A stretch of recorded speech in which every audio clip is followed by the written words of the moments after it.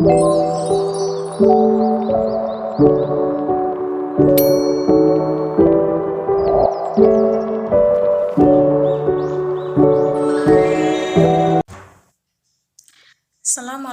warahmatullahi wabarakatuh. Perkenalkan, nama saya Holifatus Solia dengan NIM S1A1222137. Jurusan Ilmu Administrasi Negara, Angkatan 2022, tepatnya di Fakultas Fisip, Fakultas Ilmu Sosial dan Ilmu Politik. Pada kesempatan ini, saya akan menjelaskan sedikit tentang akidah Islamiyah. Jadi yang pertama, sebelum dunia, Allah Subhanahu wa Ta'ala.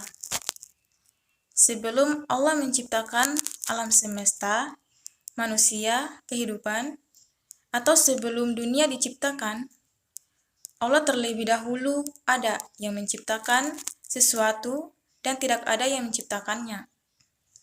Tetapi dialah Sang Pencipta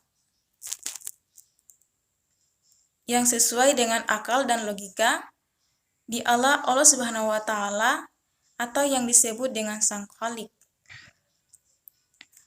Yang kedua, di dunia, alam semesta, manusia, kehidupan. Setelah itu, di alam semesta, di dunia ada namanya manusia, kehidupan. Jadi Allah Subhanahu wa Ta'ala menciptakan alam semesta beserta isinya termasuk manusia dan kehidupannya. Yang ketiga, setelah dunia, akhirat atau dihisab, dibangkitkan. Setelah dunia ada namanya akhirat. Jadi manusia yang hidup di dunia ini pasti merasakan kematian atau dihisab, di mana di sana akan ada kehidupan yang sesungguhnya. Artinya, manusia yang diciptakan Allah Subhanahu wa Ta'ala akan kembali lagi kepadanya.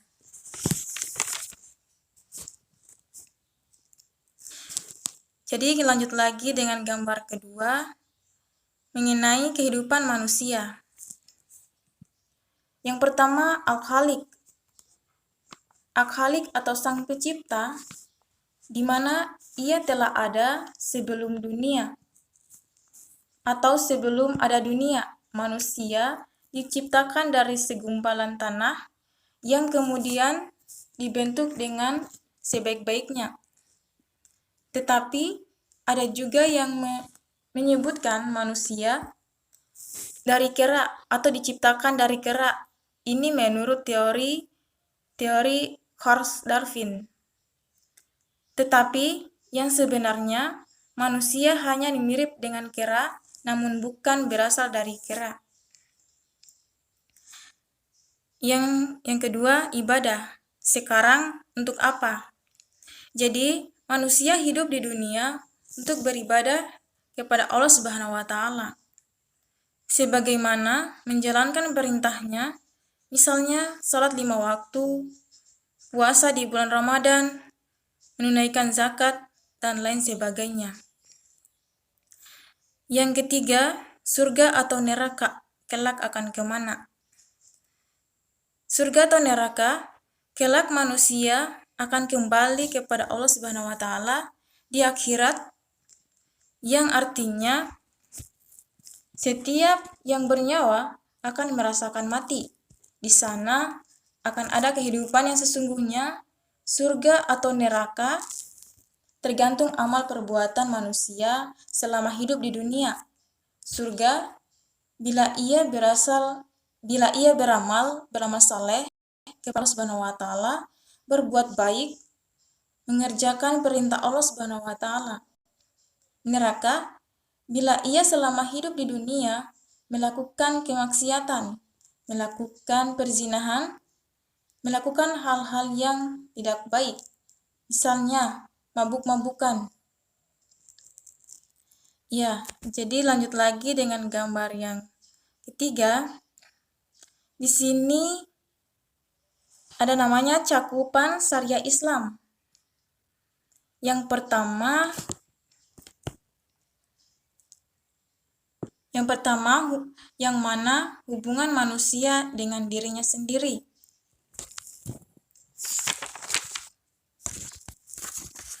Hubungan manusia dengan dirinya sendiri disebut dengan hubungan interpersonal, yaitu bagaimana seseorang mampu mengetahui tentang dirinya sendiri, memahami keadaan dirinya, sehingga mampu menentukan tema atau tujuan hidupnya yang selama hidup di dunia. Jadi yang kedua, hubungan manusia dengan Allah Subhanahu wa Ta'ala. Hubungan manusia dengan Allah Subhanahu wa Ta'ala disebut hablum minallah. Hablum minallah, hubungan yang baik kepada Allah Subhanahu wa Ta'ala, yaitu hubungan yang mengatur antar manusia dengan Tuhannya dalam hal ibadah, seperti sholat 5 waktu, mengerjakan kebaikan, menunaikan ibadah, dan lain sebagainya. Yang ketiga, hubungan manusia dengan manusia lainnya disebut dengan muamalah. Dalam kehidupan sehari-hari, setiap manusia pasti membutuhkan interaksi antar sesama manusia. Karena pada hakikatnya manusia merupakan makhluk sosial yang tidak dapat hidup sendiri tetapi sering membutuhkan bantuan orang lain. Jadi lanjut lagi yang ini syariah Islam. Jadi syariah Islam yang pertama terikat atau dalam halnya ekonomi. Di sini ada namanya mengenai pakaian.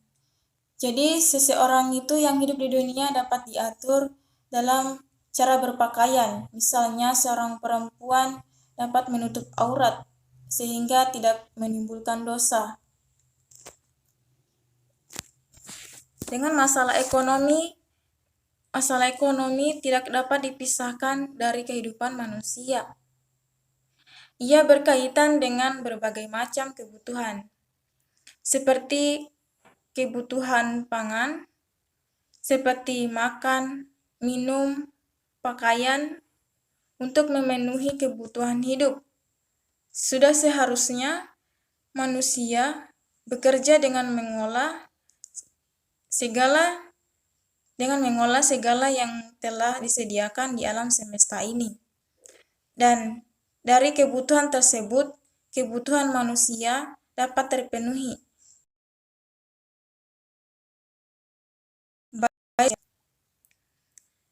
Lanjut, yang tidak membuat sendiri atau kehidupan politik,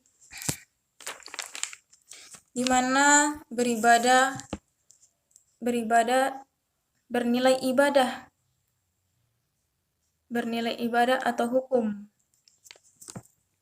yaitu ibadah madhah. Ibadah madhah dalam arti sempit yaitu aktivitas atau perbuatan yang sudah ditentukan syarat atau hukum rukunnya. Maksudnya, syarat itu hal-hal yang perlu dipenuhi sebelum suatu kejadian ibadah itu dilakukan.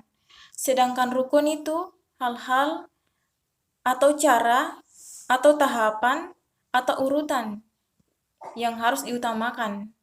Contohnya, hubungan manusia dengan Tuhannya, seperti sholat, zakat, puasa, haji, dan yang lain yang ditetapkan oleh hukum syariat.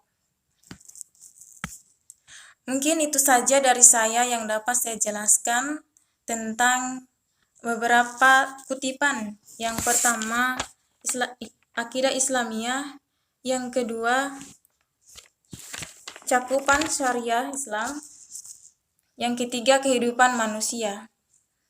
Bila ada salah kata, mohon dimaafkan. Dan saya akhiri dengan ucapan wabillahi taufiq walhidayah. Wassalamualaikum warahmatullahi wabarakatuh.